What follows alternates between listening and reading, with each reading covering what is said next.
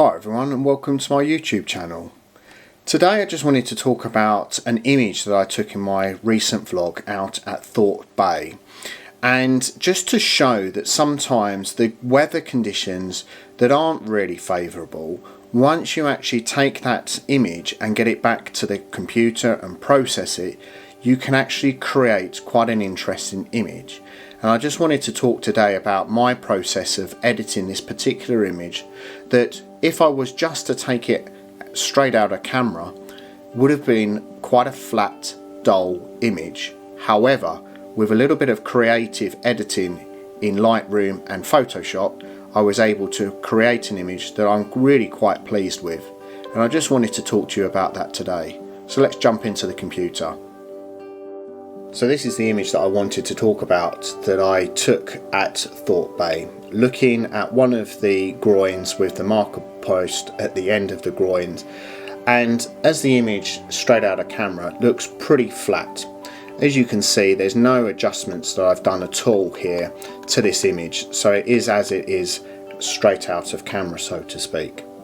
And I wanted to just talk about my editing process, about how I actually went about creating the final result, which is this image. And the reason why I wanted to talk about this is that sometimes going out with poor lighting conditions, uninteresting skies, can be a deterrent for some people going out and taking images. However, don't necessarily put that as a negative. Use what the conditions are, like I've said many a times when I've been out, and you can actually create quite an interesting image. So going through my workflow from the original image, I did some minor readjustments to get the image as flat as possible. I then always start by doing the chromatic aberration and also the lens profile correction as well. I then moved on, as I didn't necessarily like all of the distractions within the background, particularly this ship here and some of the marker buoys for mooring up the boats, and I needed to try to actually get rid of those. So I went through the process of doing my spot removal to eventually come down to this position here, with all of the distractions removed, and the actual spot removal tool did a pretty good job at removing that. I then adjusted the exposure several times to get to this point, and as those with a keen eye can see quite clearly, I didn't clear my lens, as there was a couple of dust spots or raindrops that were on the front of the lens, which I did work at removing at a later point. I then went through adding in some dehaze to the actual image to bring out some of the interesting detail within the sky. Again, adding on the dehaze, this again identified even more rain spots on the camera lens, and particularly this one here. Moving along, after trying my best to remove those spots, I got to this section here. Now, with the dehaze applied to the whole of the image, as you can see in the foreground, this is definitely something I did not necessarily want, as I've completely lost all of the detail within this side of the groin, and not necessarily liking the effect that the dehaze is creating on the sea and this part of the shingle here. I went about adding a graduated filter and adjusted it accordingly. I then had decided that even with the graduated filter increasing the exposure within the foreground, I then added in a radial filter on the groin area itself. I then also added in a vignette within the crop. Again, updated my radial filter to make the top cone of the marker buoy pop that little bit further.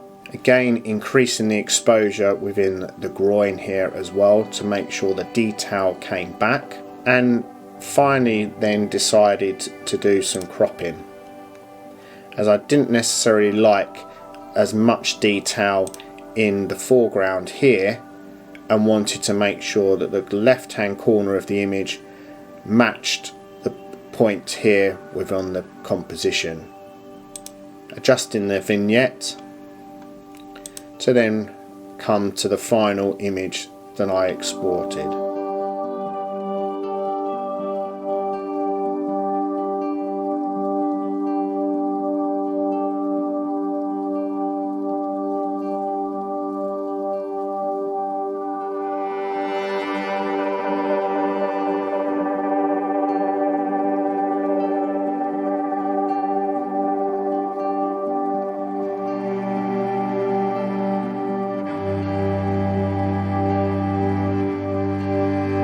So that's just a brief run through of my editing process about how I created the final image.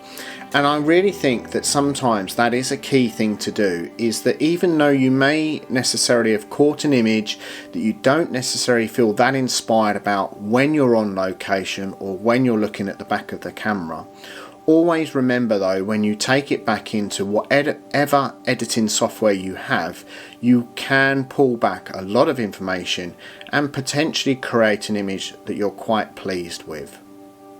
And on this occasion I have been. It's a more pleasing image that I was able to create post editing than I started with straight out of the camera and what I took on location. And it always pays to be out with the camera in every type of conditions, because you never know when you're able to produce an image that you may be able to work on and create something quite interesting after you've done that editing process.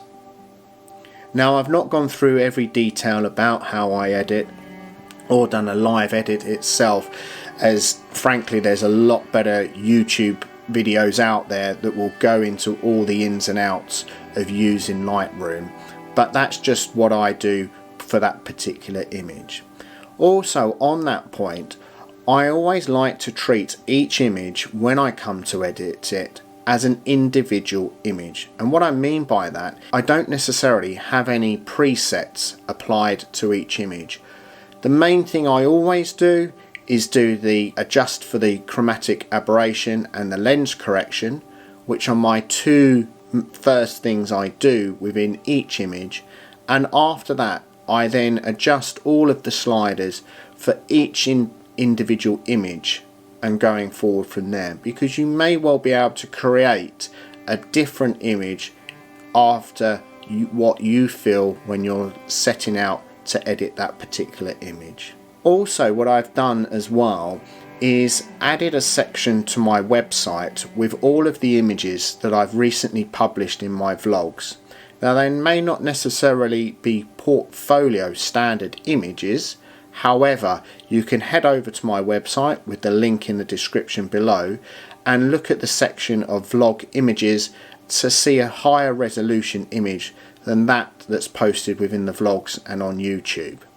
So if you do wish to view this image on a higher resolution, please make sure you head over there and check that out. So thanks a lot for watching this episode. It's quite an interesting thing, I feel, about talking about editing the images, because it's one thing being out and about taking the images, but half of the story is when you're back here sitting in front of the computer or whatever it may well be, editing your images afterwards. So let me know about your thoughts and feelings about editing images, and please make sure you leave us a comment about that below. Thanks everyone for watching. Hopefully you've enjoyed today's vlog as a little bit of a different episode from my normal out and about, but hopefully next time I'll be out and about on location and taking you along with me. Thanks everyone for watching, and take care.